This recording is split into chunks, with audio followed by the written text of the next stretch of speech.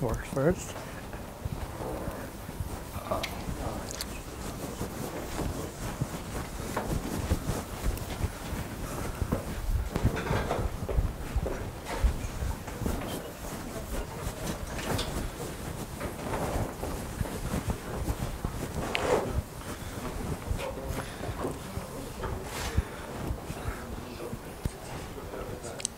Well, thanks for the introduction.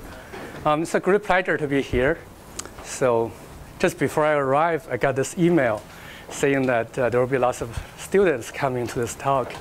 And it just has some basic training in algebraic geometry. Then I'm a little bit worried because I personally highly respect the basic training in algebraic geometry in Russia.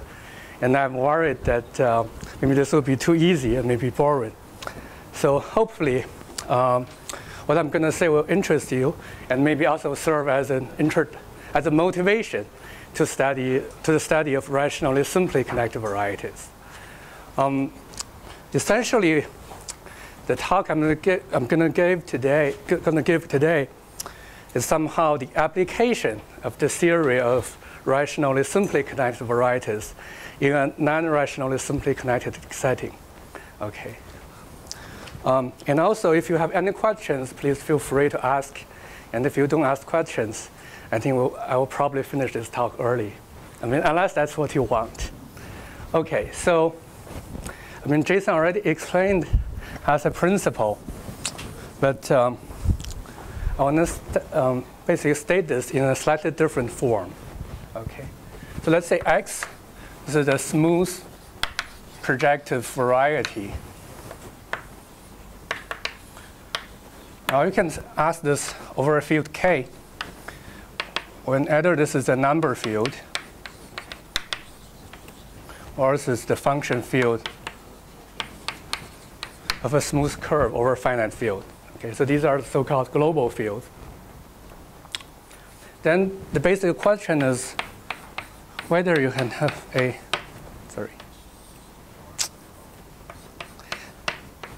whether you can have a rational point. And so then, Hasse basically studied this problem from the point of view of having local points and having global points. Okay.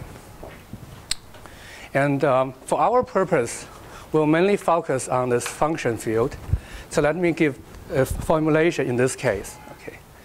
So basically, Jason told us that X over this function field is the same as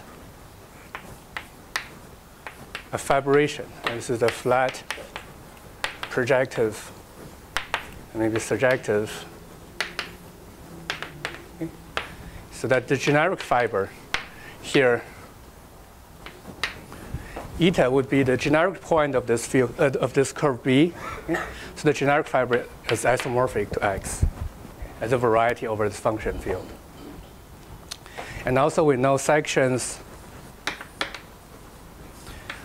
are in one-to-one correspondence with, I should write rational points.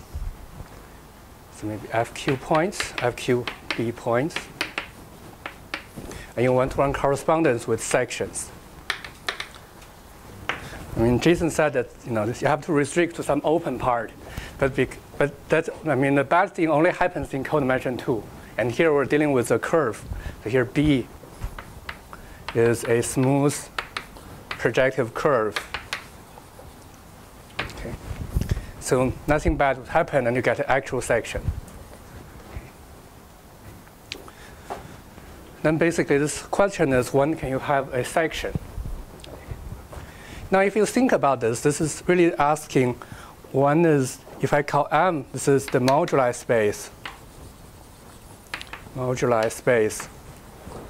of sections. Okay. So this is defined over FQ. Right? So then I'm asking, one is this, then empty. Okay. So here you can see the change of point of view. Before we're working over this function field, so it's somehow complicated field. And now we're working over this finite field. Okay. So it's much easier to understand finite field than a function field. But of course, the price you pay is now you have to study this moduli space. Okay. So even if you start with some really simple equation, let's say quadric, okay, then this moduli space can be quite complicated. Okay. And basically, even if you know that the defining equation for x, it's almost impossible to write down defining equations for this moduli space. So it's only abstractly defined as some functor or as some algebraic variety, but you don't have equations. So then you try to prove that there's an FQ point. Okay? So somehow you shift the difficulty. And this, in some sense, this difficulty is conserved. Yeah. Then what is Hasse principle? Okay? So you have a section, let's say from B to this total family. Okay? This is a section. Then what you can do is for any point B, which is a closed point in your curve B, you can look at the completion of the local ring at this point. Okay. Then you can take the spectrum. Okay. And then you can restrict your family to this spectrum, okay, just by base change. I mean, if we were over the complex numbers and replace FQ by complex numbers, then you should think of this completion as somehow a small disk, a holomorphic disk with arbitrarily small radius around this point B. Okay. Then if you have a section, of course, you can restrict this section to this small disk, okay, or to this spectrum of the completion. So you get a section. This will imply that there is a section, and because S hat from the spec of O should be to the family restricted to this spectrum O. Okay. I mean, if you think about this, so Jason mentioned, one version of Hasse principle, okay, where he used this, discrete valuation. And that's basically the same as studying this sections from the spectrum of the completion. Okay, so now I can say what is Hasse principle in my talk. Okay, so Hasse principle, it's saying that this implication is true. Okay, so in other words, you can find a local section everywhere for any point B in this curve B. Then you should be able to find a global section. Okay. So why is this interesting? Well, the remark is, this is actually, if this Hasse principle is true, then this is computable. So the existence of rational points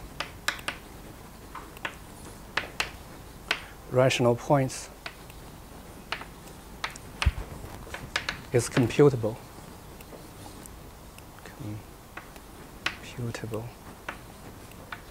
Okay.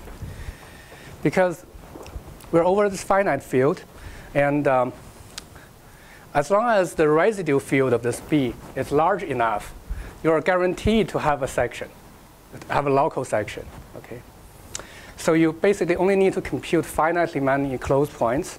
And over this finitely many closed points, you're essentially dealing with some finite field. Okay, so you can write down a computer program, and then let it run. And if you know Hasse principle holds, then after some finite time, you know whether you can find a global section or not. Okay, so this is one good thing about knowing Hasse principle. And of course, this also appears in the questions. Right? So the first result in this direction is Hasse-Minkowski.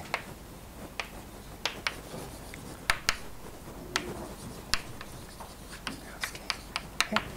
And the theorem. Okay. So says that Hasse principle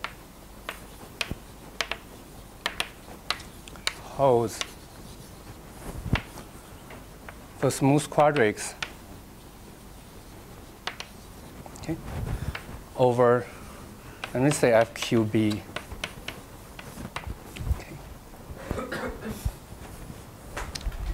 I mean, the original proof of Hasse proved this over rational numbers. And then Minkowski extended that proof to any number field. And so the same proof basically also works for this global field. So there's an analogy between number fields and this function field of a curve over finite field. So that's why basically we hope that lots of things will be true for both fields.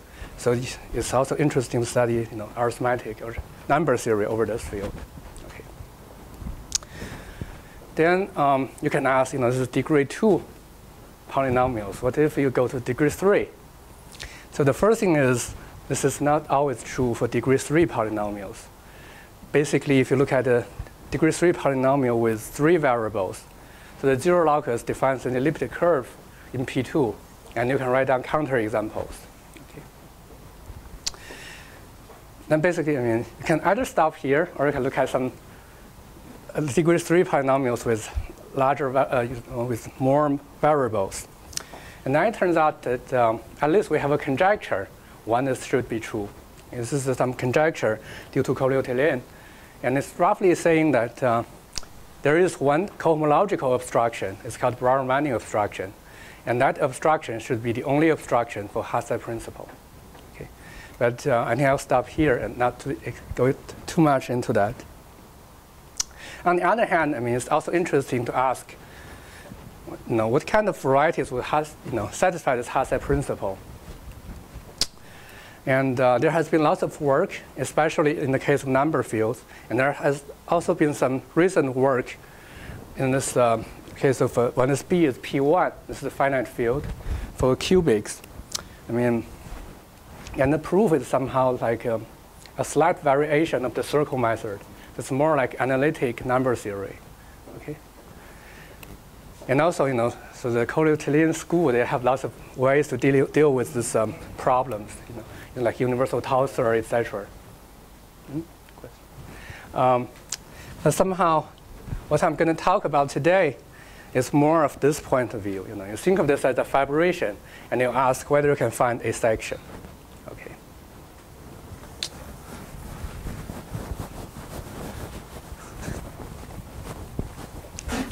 So then,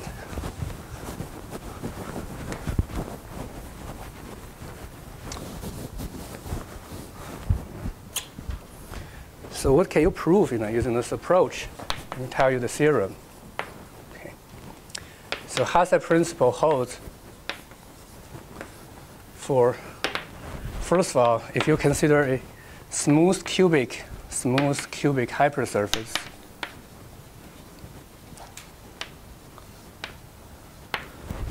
of dimension at least 4, and defined over FQB. Okay? And also, you have to assume the characteristic is not 2, 3, and 5. Okay, so you have to exclude some small characteristic case. And second thing is, so complete intersections of 2 quadrics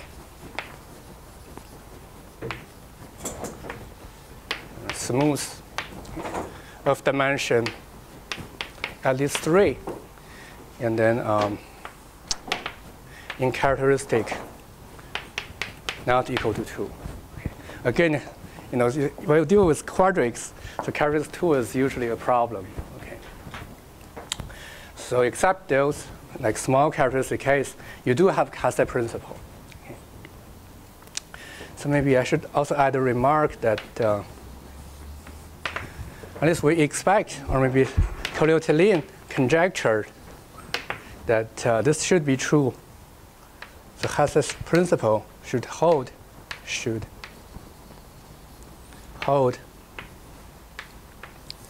for, well, let me say smooth funnel complete intersection of dimension at least 3. Okay. This is a special case of his more general conjecture. Essentially, there's no Brauer-Manning obstruction in this case, and then it should hold. Somehow, there is a subtlety when you deal with this function field, whether you want to assume they are separately rationally connected, or you just want to assume they're final. Okay. But somehow, this is a question you can always ask. Okay.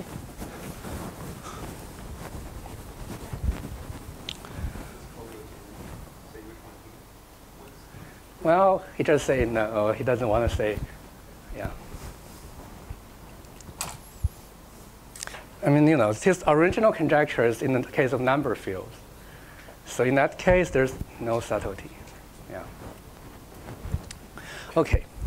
So for today, I'm going to present a baby version of the proof of these two results. Okay? This is the Hasse principle for quadrics. And in some sense, you can already see all the essential difficulties and not all the solutions, but most of the solutions. Okay. So that's the goal for today. Okay. This Hasse principle for smooth quadrics.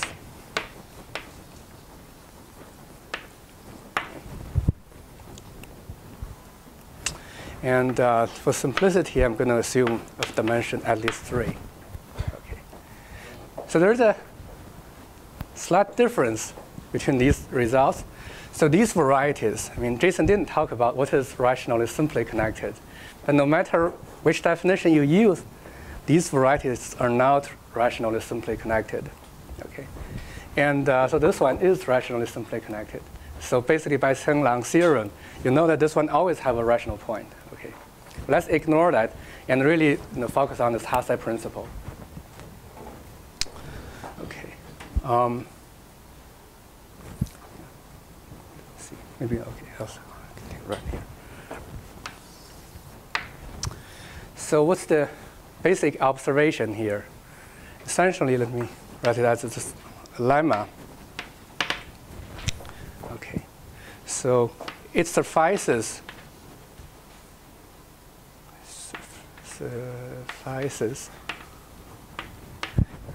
to show that there is a geometrically irreducible component, geometrically irreducible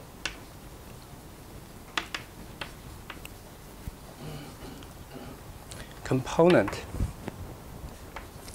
of, let me call it sigma, of the space of sections.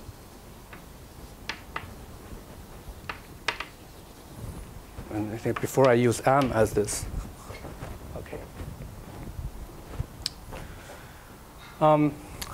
So the general idea of this whole thing, to me, at least to me, is you want to find some geometric conditions, okay, so that you can actually prove that there's a section, or maybe the moduli space of sections has a rational point. So if you're working instead of this function field for curve over finite field, you work with the function field for curve over the function field for curve over complex numbers. Okay.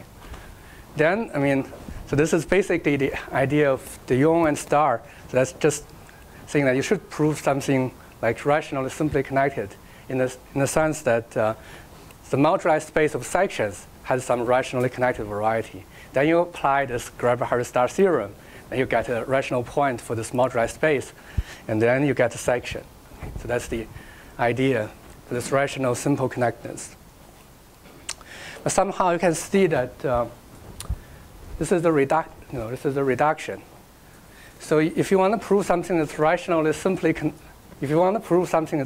connected, of course this is really difficult. You have for any 2 points, basically you have to produce a rational curve between them. And now this is saying that you don't have to do that in this case. All you need to do is you find this one geometrically irreducible component. Right? So maybe I should explain what is a geometrically irreducible component. Over this, this moduli space of sections, this is defined over the finite field. And of course, it always splits into irreducible components. Now, some of them, when you base change to FP bar, becomes reducible. Okay? So this geometrically irreducible is saying that you take an irreducible component of FP over FQ, and you base change to FQ bar, it stays irreducible. Okay. So that's this definition of geometrically irreducible. Okay. And you will see, I mean, I don't know if Jason will actually talk about the proof for this Serre's conjecture of for rationally connected, for the existence of rational points for rationally simply connected varieties.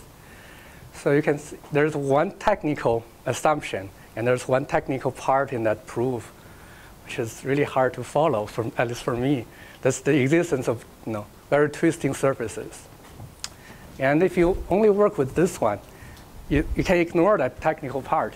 And I mean, that's basically the reason why you can apply this theory to the non-rationally simply connected case, because you don't have very twisting surfaces in these cases, and it turns out that you don't need those. Okay. So now I want to explain why you can make this reduction. Okay. So again, I mean, this reduction needs some really deep results. This is essentially the Langway estimate.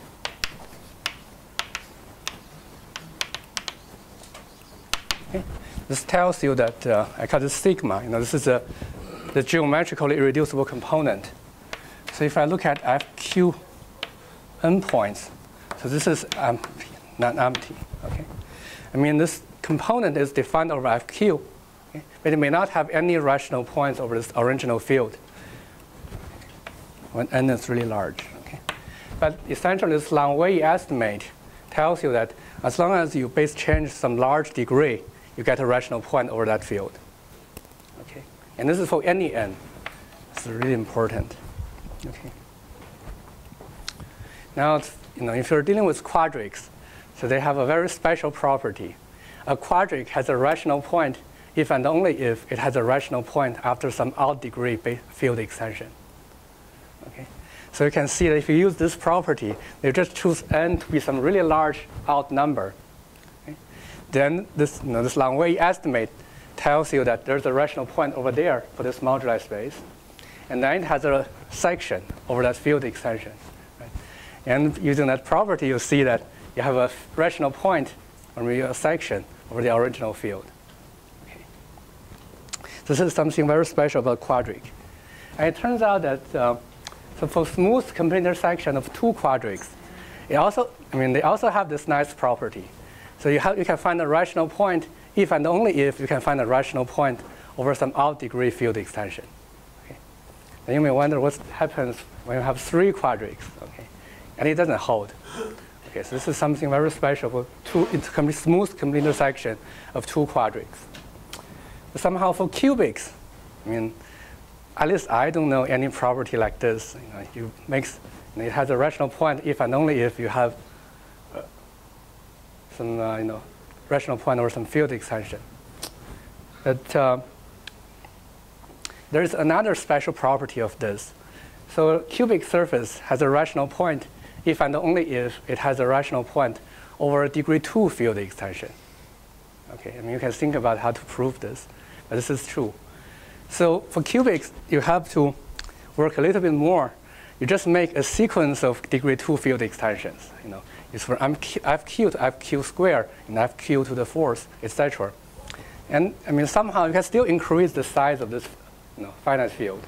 Okay. And as long as you hit some boundary, you hit some threshold, then you get this rational point over the field extension, and you can go back. Okay. So this is the basic idea of the reduction. Okay. So it uses some very special property of these varieties. Okay.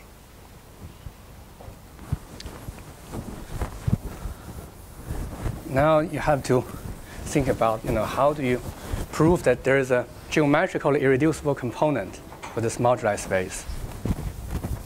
Sorry to interrupt, what about like moduli space for vector modules? I mean, I remember Leapwick had some similar thing where if you could prove there were points over some really big field extensions and you get points over your module. Okay. Yeah, maybe. I mean, you're right.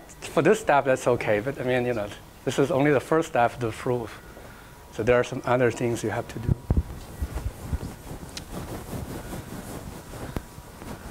Okay.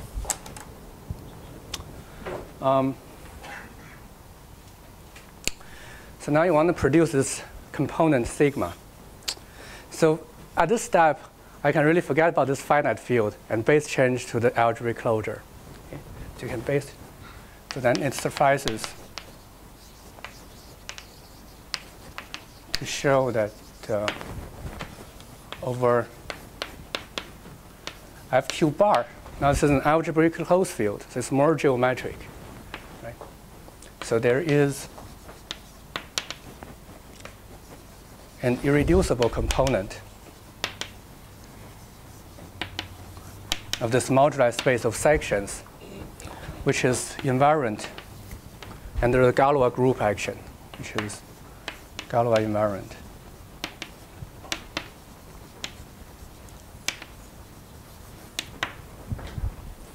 Okay, and this is really a rephrase of that condition of being geometrically reducible.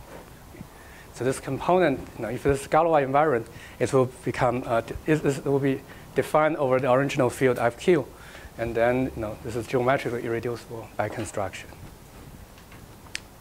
Okay. So from now on, I'm going to work over FQ bar, or maybe in general an algebraic closed field. Okay. So, and everything, when I say a point, this is always a point over this algebraic closed field. Now, so the next step is basically some construction of the Yunwan star. Okay. So maybe I'll erase this board.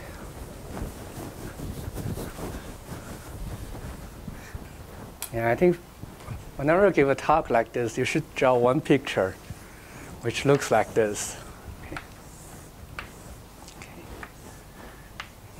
Another one. Okay. So this is my curve B. This is the total space X, and you can have a family of varieties, and we get some singular number here. Okay. Now, so what's the idea? Well, in the last few minutes of the previous talk, we see the Grabhauer-Starr theorem tells you that there's always a section. Let me call this S. Okay. And then you can work a little bit. You can prove that there is a nice section. Okay.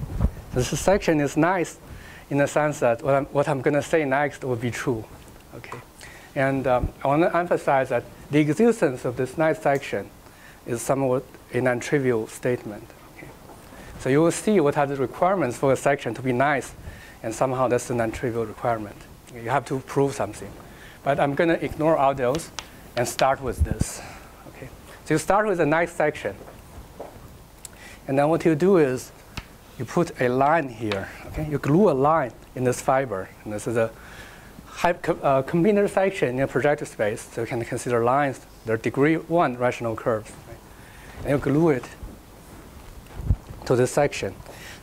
And somehow, for technical reasons, I want to take a general line through a general point. Okay.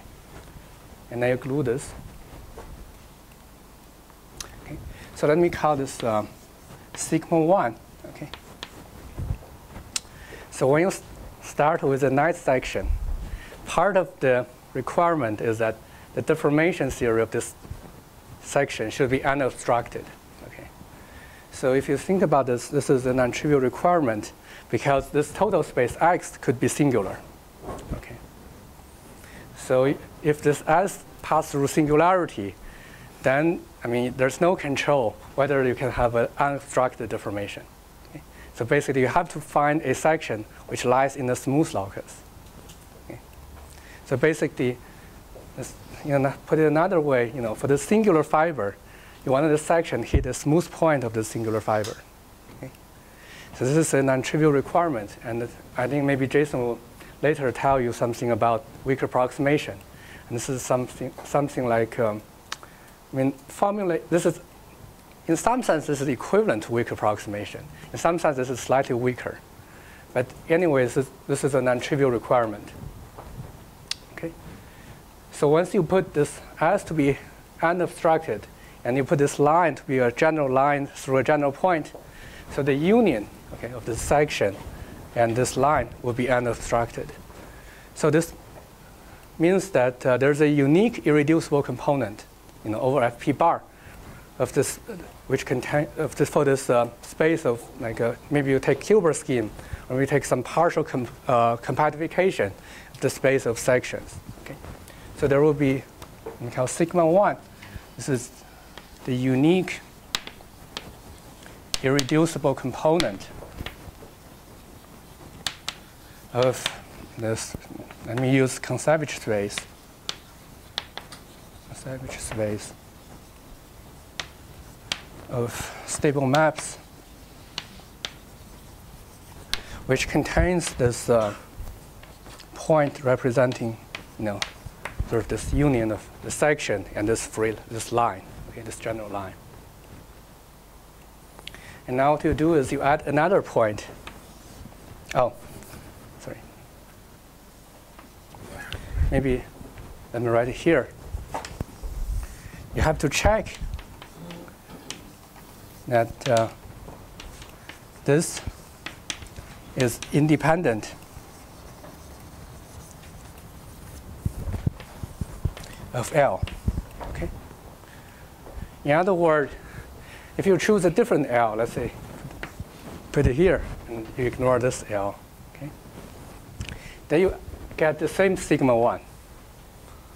Okay, so this is something you want to check. And the reason for this quadric, this is actually very easy. Because, this could be an exercise.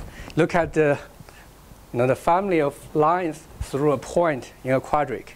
Okay, so as long as the dimension is at least 3, okay, so this family is irreducible. In fact, I can show this is smooth and connected. Okay. And this is actually again a quadric of 2-dimensional lower. Okay. So if you look at space, the family of lines containing this point, this is irreducible. So as you move this point, you consider family of lines sort of containing this, intersect this section, you get an irreducible family. Okay, and here, this is the. So it doesn't matter which line you choose, you always get the same irreducible component. Okay. And unfortunately, this argument, fails for this complete intersection of 2 quadrics. Okay. So this is the part you want to, somehow when I talk about nice section, you want to work with sections so that when you move this line, you get the same sigma 1. Okay. And this is something you have to prove.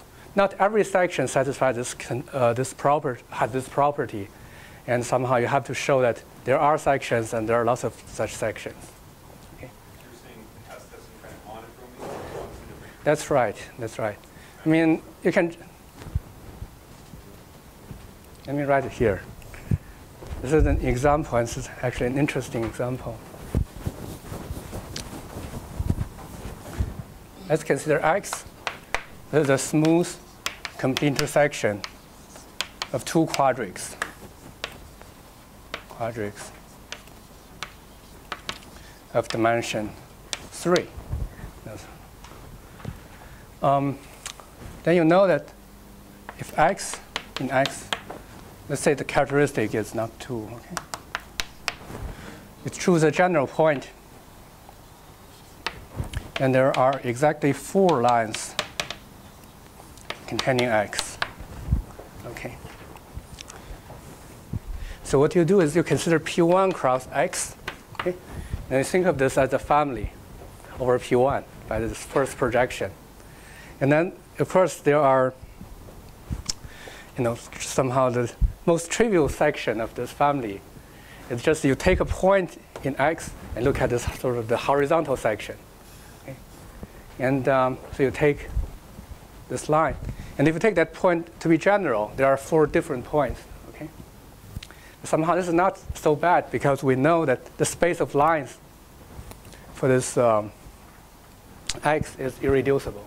It's actually smooth and connected. Okay? So it still has the same family. This sigma 1 is still well defined. Okay? then what I'm going to do is I'm going to produce sigma 2. So I'm going to take 2 lines. Okay, so sigma 2. This is, this is the unique component containing S union L1 and L2. Okay. So what you want to do here, you take this. You already have one line, right? So this, then you take a general point on that line. You want to, find another line to that. I mean, this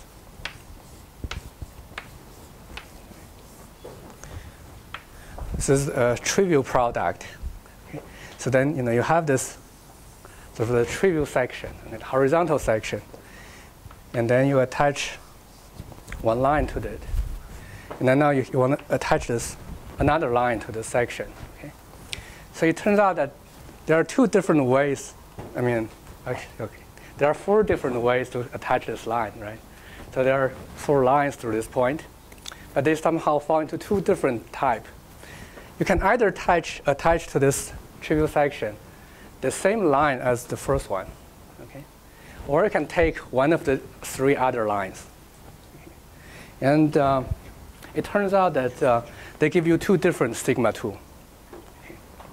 This is related to the fact that for each degree, if you consider the conservation space of stable maps of degree E to this variety X, it has exactly 2 irreducible components. One of them is parameterizes like embedded rational curves. The other one parameterizes degree E covers of a line. Okay, and if you choose 2 lines to be have the same image, then you end up with this degree E cover of lines. And if you choose different lines, you end up the other components. Like in this case, it's a smooth conic. Okay. Okay, so this is an example. And so and this basically tells you the construction. You have sigma 1, you work with sigma 2, and then you can imagine you get sigma 3, etc. Okay. So you get a sequence of space of sections. Okay. Each of them is geometrically irreducible. Okay. And if you assume something like a nice section, so they are in some sense well-defined, independent of the line you choose. Okay. And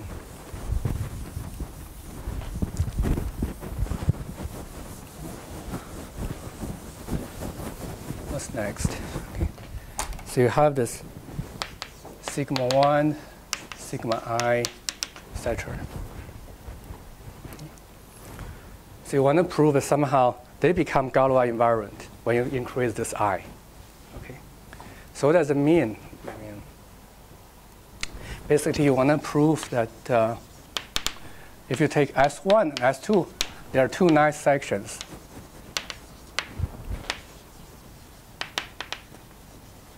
Okay. Okay. Let me use this notation. Because this is independent of this line, but it does depend on S. Okay, depends on the section. So then you want to show that so sigma I of S. Okay, maybe sigma I plus N1 of S1 is the same as sigma I plus N2 of S for any I greater or equal to 0. Okay. I mean, what this is saying is, you start with a section. You sort of think of this as a seed. Then you can grow a tree. This is like, you got sigma 1, sigma 2, okay, and then you increase sigma 3, etc. Okay. And this is saying that if you start with a different seed, so sigma 1 S2, sigma 1 S1, then you can again grow this tree. Somehow you want this tree to eventually, they end up together. Okay. So if you look at this picture upside down, it really looks like a tree.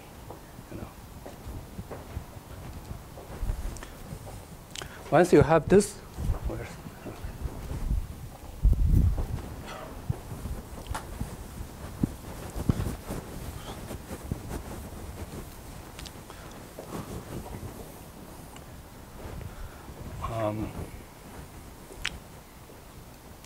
so if this is true,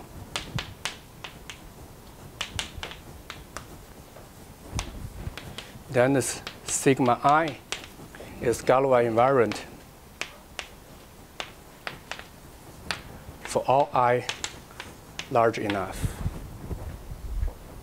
Okay.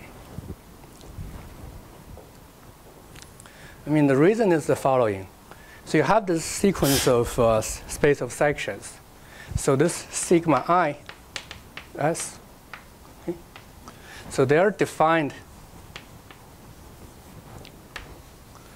over some finite field extension, we call FQK over FQ. Okay.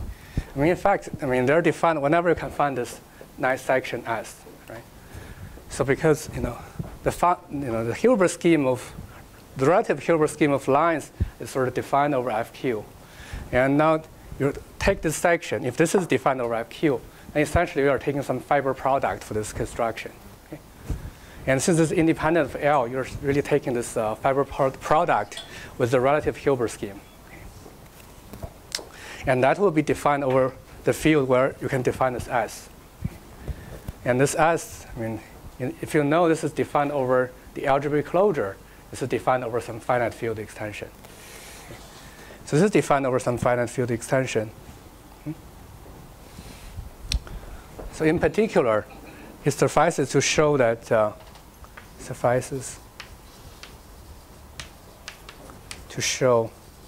for the Galois group of FQ to the K of FQ, okay, this is invariant. So the sigma I is invariant for this group action. Now the important thing is this is a finite group. Okay. So this group may act on S. You map it to a different section. Okay. Then you have this construction. You get another sequence of space of sections. So what this condition is saying that, after some step, these two sequences converge to the same sequence, right? Now you have a different, orbit for this section S. Then you have another sequence. Somehow, again at a different level, this sequence will converge. Okay. The important thing is this is a finite group. So you only have finitely many sections which are congruent to S, right, under this group action. Right? So for this finitely many sections, you just look at this sequence, and eventually they will converge to something, to a single sequence. Okay. So and then that sequence will be Galois invariant. And this is the claim. Okay.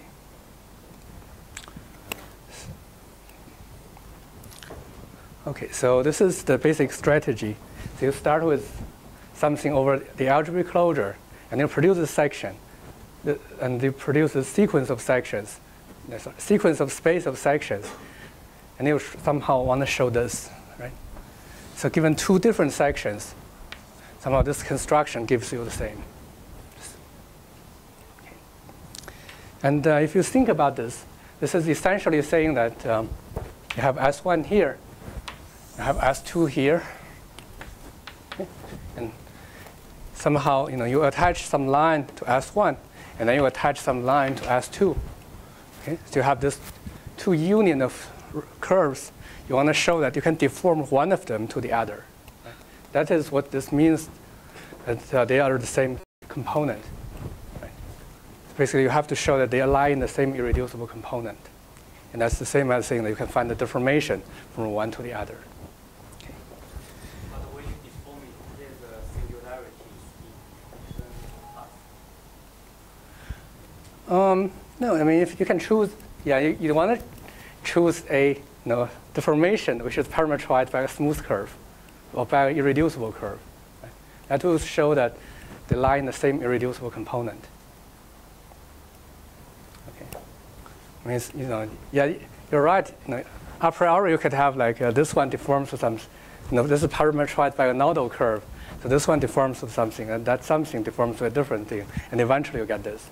But somehow you really want to show that they're deformed by, you can deform one to the other by an irreducible curve. Then they have to lie in the same irreducible component. Right? Yeah.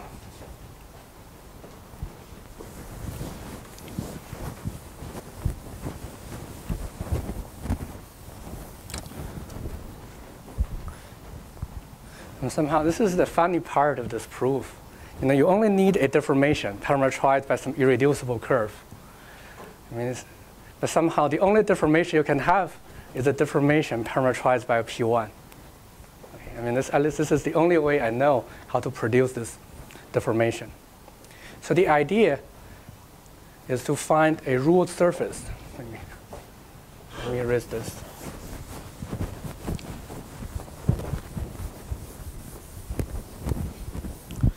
So you want to find a ruled surface. Okay. We call the surface S. Okay. Together with a map to this family. Okay. The ruled surface. So that S2 and S1 are sections of this ruled surface. This S2 and S1. Okay. And you get the sections just by composing. We call this F. So this is the idea. Is to find this S. And once you can find this S, and with these two sections, you can see that, in this S, the surface, any two sections are rationally equivalent modulo fibers. Okay, so this S1 and S2, they're rationally equivalent, as divisors, rationally equivalent modulo fibers.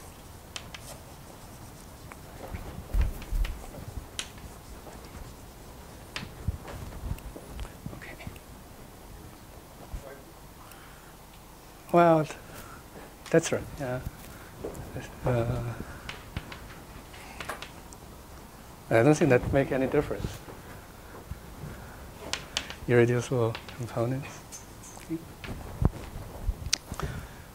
So in other words, on the surface S, you can add some, fibers, irreducible components, to S2, and add something to S1, so that they lie in the same linear system. Now you can find a pencil, that goes from this one to the other. And of course, since there's a pencil, it's going to be irreducible. Okay? And that's the deformation you want to find inside of this. Right? You just look at the image under this map F. Okay. But somehow, you have to be really careful about this surface. Okay. So for one thing, these rulings, they're not going to be mapped to lines. Okay. That's somehow the difficulty. Okay. And if you remember the construction of the sigma I, you're really attaching lines to this section. And now you're mapping something different. Okay. And you produce this deformation. So there's some other subtlety when you try to run this argument. Okay. But instead of explaining the general strategy, let me focus on this case of smooth quadric, on this quadric fibration. Okay. So how do you find this family of ruled surface? Okay. Now let's assume the general fiber is a quadric. So it's like this is a singular quadric. So it's a cone. Okay. So quadric has this kind of special property. If you take 3 points, 3 general points, then there's a unique plane containing these 3 points, right? You just look at the span of these 3 points. So then you look at the intersection of this plane with the quadric. This is a degree 2 curve in the plane. So it's a conic. And the conic is P1. Okay? And if you think about this picture, of the generic fiber, you're just trying to find a P1 containing the 2 rational points, right, corresponding to these 2 sections. And this P1, and the construction I just told you gives you this P1. Basically, what you do is you take a third section as 3, right? And then over each fiber, you look at the plane spanned by these 3 points. Okay? That gives you a conic in general. And of course, if over singular fibers, we break into like 2 lines, and here's some conic. Okay? And so this one is this ruled surface. Okay? And of course, it naturally has a map to this. Okay? So then you run this argument, and you can see that you add some fibers, okay, to S2, you add some fibers to S1. Okay? Then they deform, you can deform one to the other. Okay? So this is the general idea. The only thing I haven't told you is, if you look at the construction, you're actually attaching lines to the sections. Okay? But now, somehow you're, at least for general fiber, this is going to be a smooth conic. Okay? So then what you have to do is, you have to show that even if you attach a conic to this section, you still lie in one of those sigma i's. Okay? So the reason is, you can somehow break this conic. Right? So if you look at a smooth quadric, and you look at 3 points and the plane, and containing these 3 points, the intersection of this plane with the quadric, you can somehow, fix these 2 points and vary the 3rd point. And at some point, this quadric will break into the union of 2 lines. Okay? And again, this is parameterized by some irreducible curve. So then you know that somehow this union of a section with a quadric lies in the same irreducible component with a section and 2 lines. And then you have to show that this, if you have 2 lines that's the same, that sort of lies in the same irreducible component with this sigma I. Okay? So that's the general idea. First, there's one more problem, actually. Yeah. So you have the singular fibers, right? And you have singular fibers here, and somehow on this ruled surface, you can have some singular fiber. Let's, for simplicity, assume that these are actually 2 irreducible components. And they're mapped to like 2 lines in the fiber, not a double line. Okay? So then, in order for them to be rational equivalent, you have to add 1 line to this, or maybe add this line to another section. Okay? And if this line contains the cone point, okay, this will be a problem. Okay? So this deformation theory just failed. It doesn't fail. You have no control when you have some singularity. Okay? So you have to be really careful. You have to make sure that over the singular fibers, you can still have an irreducible conic. Okay? So then you don't have to attach anything in the singular fibers. Okay. Is this clear? Essentially, you want to avoid everything which lies in the singular fiber.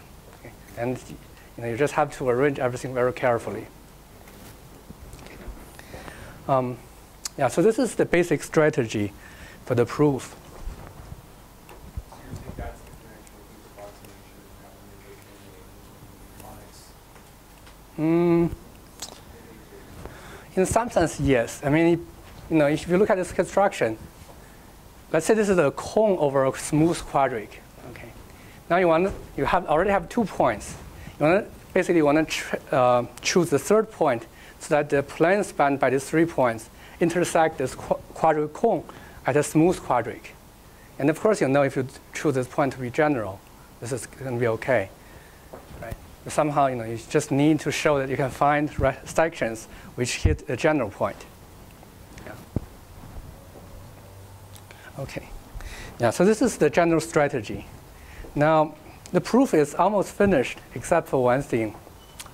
So far, I didn't quite use the existence of local sections. Right? If you think about the proof, we first make this reduction, and then we try to show that you can find this ruled surface. So at some place, somehow I'm secretly using that there are local sections, but it's not clearly stated. And so I think for the remaining part, okay, I'm going to explain where does this condition, this Hasse principle, you have to have local sections in order to have global sections. So where do you use this condition? Okay. So let's look at an example first.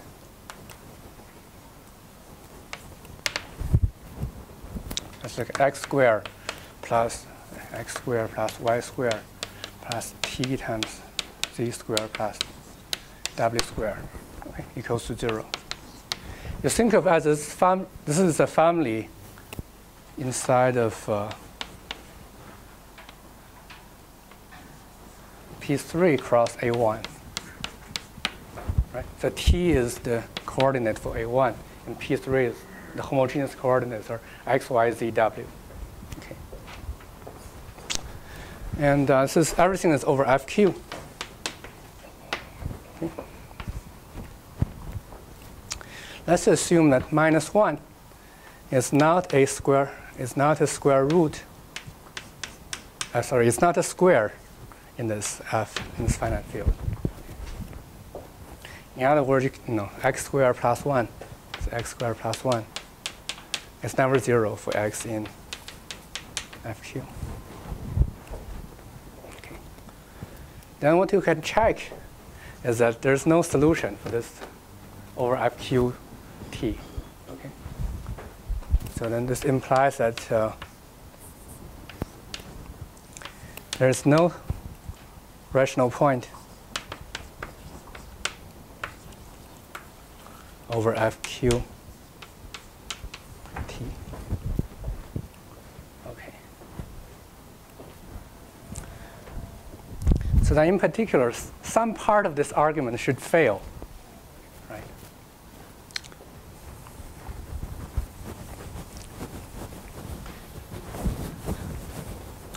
And it's also easy to see that the reason you cannot have a rational point is there is no section, local section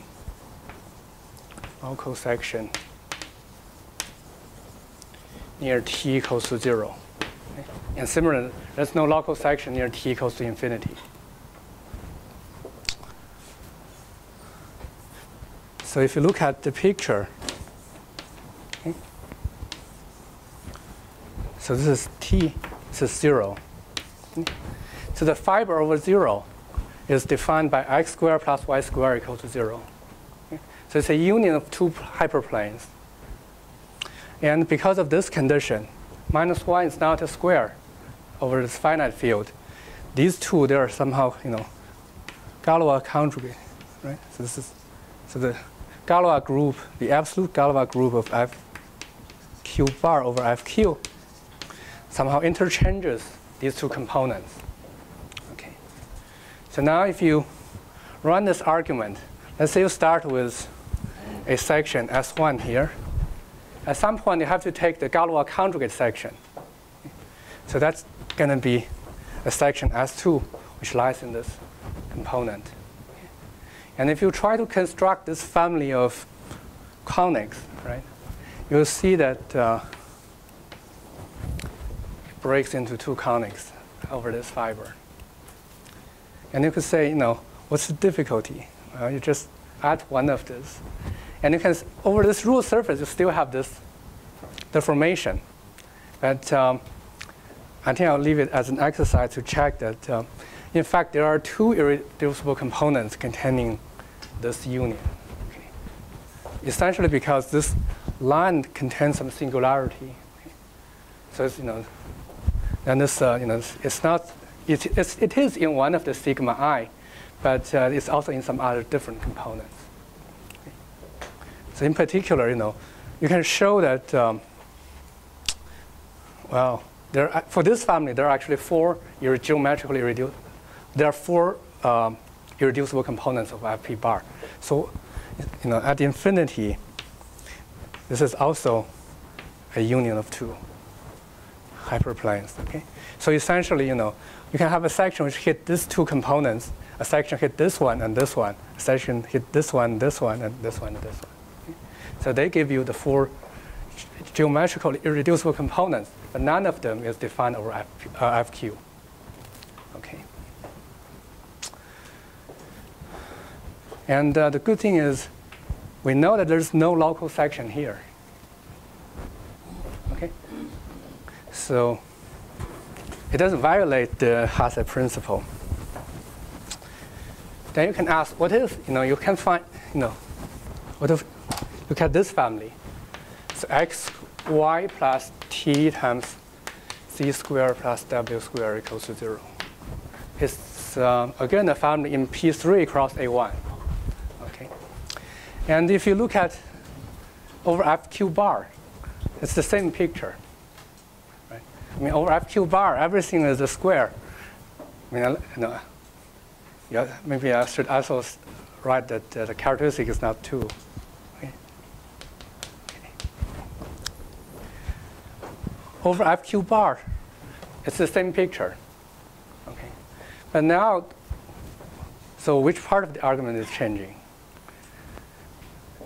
So if you know there's a local section, let's say for simplicity, I'll draw this here. Let's assume that it intersects this family at this component. Okay. Then you know that this component, this irreducible component, is defined over FQ. Okay. But you know, none of these two is defined over FQ. Okay. So that's basically the local section tells you that you can have one component which is defined over FQ.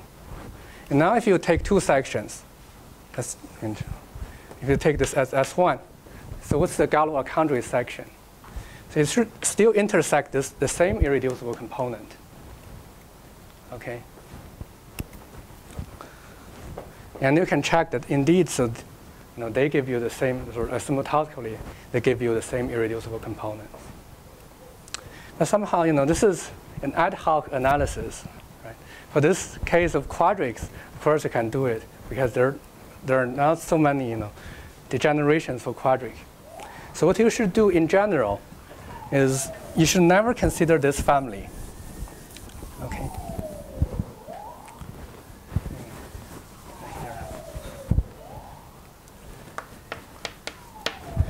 So you should make a change of variable. You should like y prime equals to t times y. Okay. And then if you write down this family, you get t times x y prime plus d squared plus w squared equals to 0. Okay. Now, of course, this t is not important because if you look at the generic fiber, t is invertible. So you can ignore this. And now you get a new family, xy squared plus xy prime plus d squared plus w squared equals to 0. So this is a constant family, and every fiber is smooth. Okay. And if you run that argument, of course, this is going to work. Okay. So then, essentially, the existence of a local section will tell you that you can make this change of variable. Okay. Because the central fiber is two components, and you know that both of them are defined over this field. So you can write it as in this form, and then you make this change of variable. And then you get this a different family, but it has a better behavior. Okay. So somehow you have to show that this is a general phenomenon. It works for any family. Okay. And this is some work of Kolar. It's called semi-stable models. Okay. And I think I'll stop here.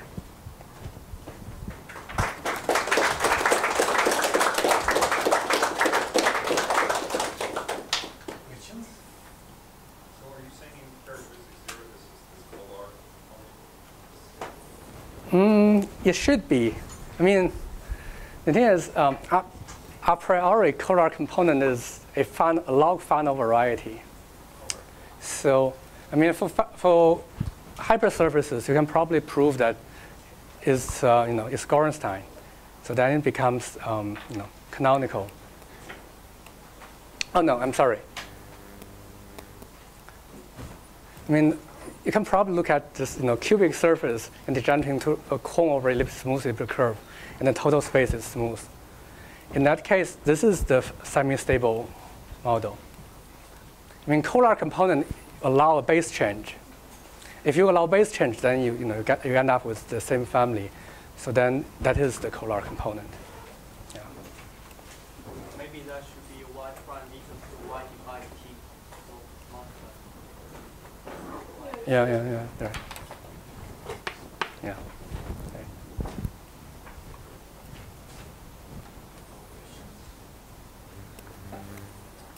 Okay, so thank you very much.